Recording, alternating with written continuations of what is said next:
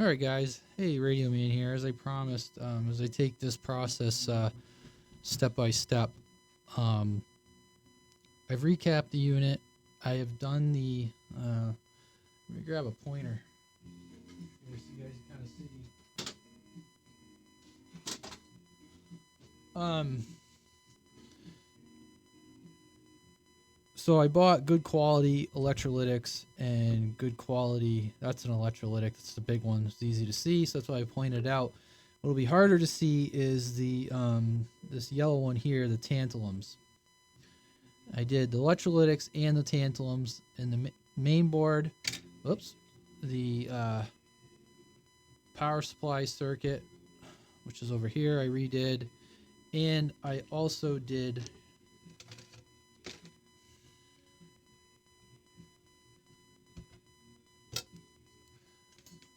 the frequency counter. Redid all the caps in here. So, some of you might be asking, because I told you I would get back to you. I'll get right to the chase. I detailed in this video series that I had encountered some issues on this. When I did, the radio for the most part worked, but, because of its age, I wanted to do this work. Changing out the electrolytics is a must. It was well worth the time and effort. The tantalums, I can't really say. I didn't even chart. Every tantalum I pulled out was within spec. Oh, and I also pulled out this here and I re-greased all of these as well. So there's some grease down along here. And of course there's some grease on the rectifier here I redid. And of course you got the finals back here. And I re-greased, the audio IC and the regulator and all of that. I can show you the bottom side. There's really nothing to see. I think I showed you guys what I used to redo it. I've been kind of documenting all this.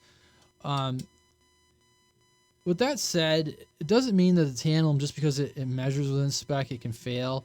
And I did a little research, and it's almost impossible to see. But down here by the audio IC, there is a tantalum C179. And from researching online, a lot of people say that one, when it fails, it explodes and can take out the audio IC. And not so much the explosion, but the electrical shock. Where this is my project, I just decided to do it. It was like another $25 to do the tantalums. I would recommend, if you're going to do the tantalums, show you guys here real quick. I would recommend, because they're so dang small, they're almost impossible to grab onto with your finger and to put those onto the board. So I got a pair of these like reverse tweezers from Harbor Freight.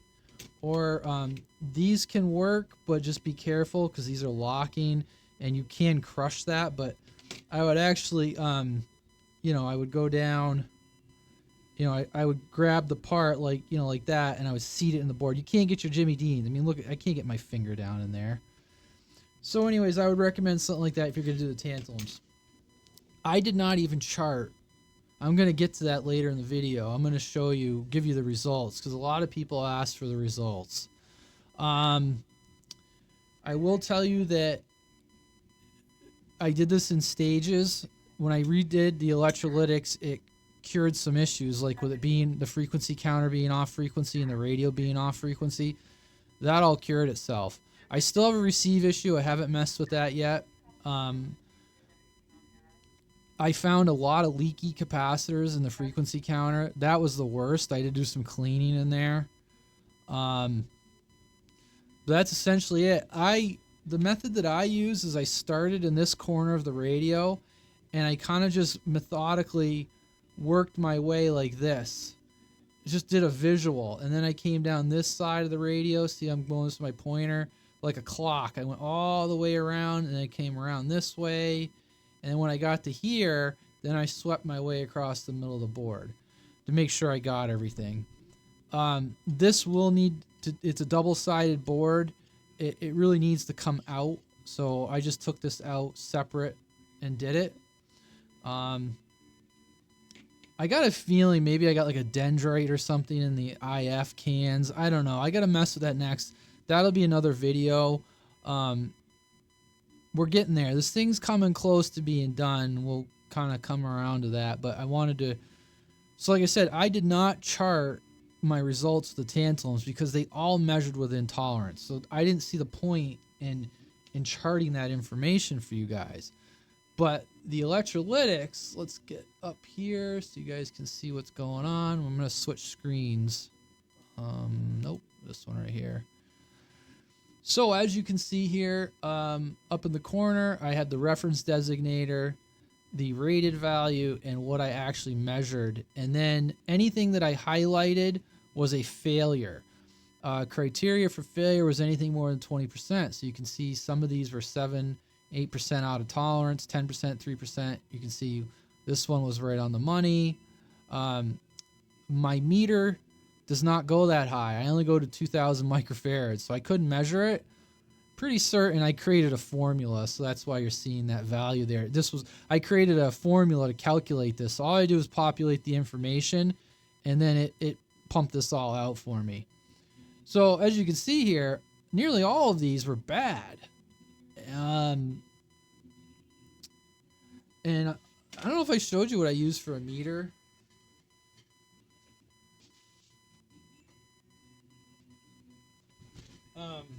I use a Proster BM4070. I can't quite get it onto the camera, but there you go. It's a Proster, and it looks like a regular DVM, but it does. You can do like inductors with this thing and resistance and everything.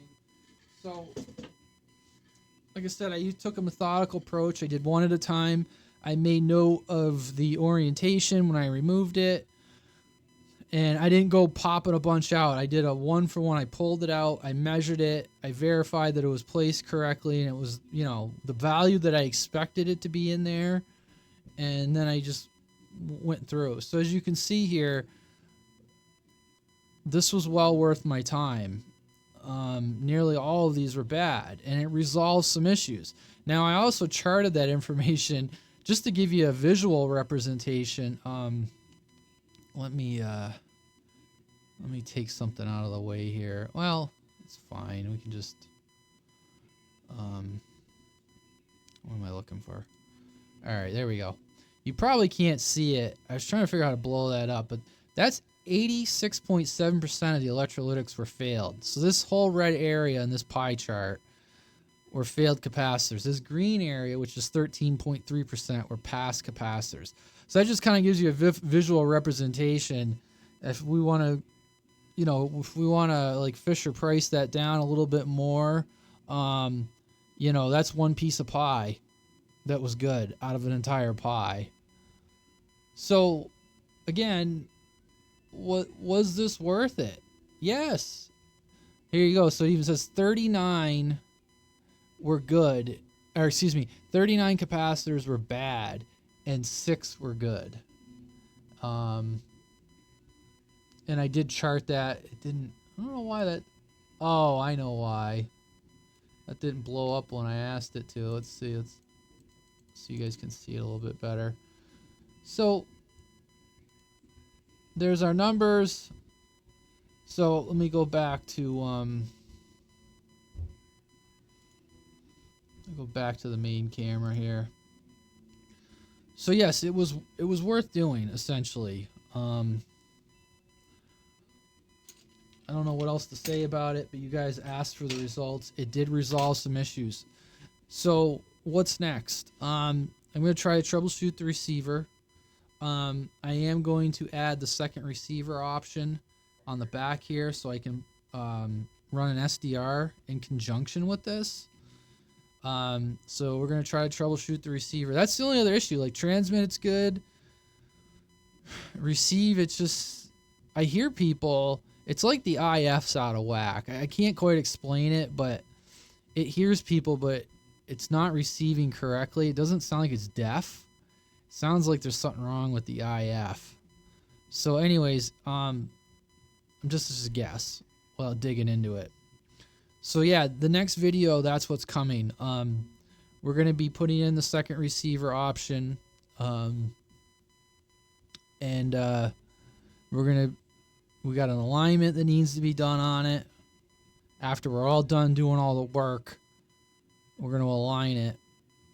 Hopefully we can align it. We may not have to go back to troubleshoot. Hopefully we can align it.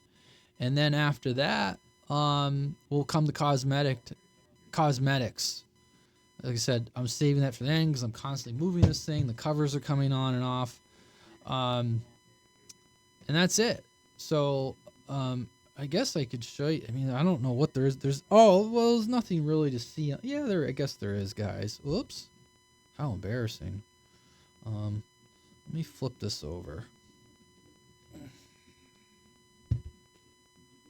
Sorry. Yeah, we'll do it this way. No, I don't like that. Oh, Christ. You guys can see what's going on here.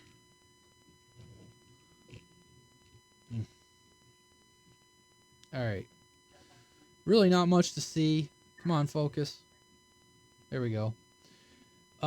This one here, you know, the clamp that held it in place, it's a much smaller capacitor. It's the same value, it's just the technology's improved. I just zip tied it. I really was trying not to modify or molest this in any way. Really nothing to see here on the bottom side of the board, you know. I mean, my soldering work, I believe, is indistinguishable from, if not better than how it was assembled. There's nothing really to see down there. That's it. So there's really not much to show you guys. So again, I think I did a video on this. I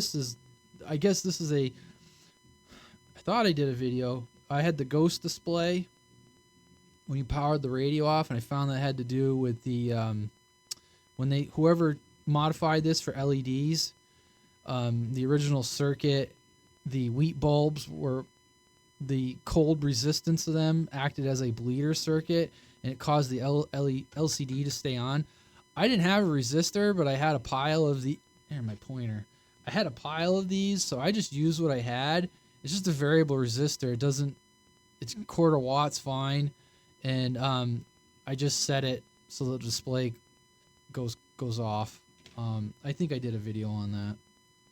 Oh, this will have to be re-greased. I didn't catch this one.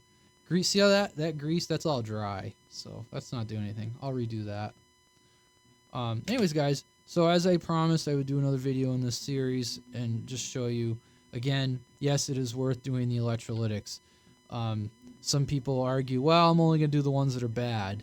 Well, if you're gonna change, what did I say, 45 capacitors? There's 45 capacitors in this, and of those, 39 were bad. And it was definitely affecting the performance of this radio. So, very worth it. The tantalums, I don't know. I did it. When I'm done with this thing, my hope is this radio will last me a lifetime. This is going to be kind of a prize in my collection. So, I don't have a problem doing it. So anyways, guys, thanks for watching. Radio Man out.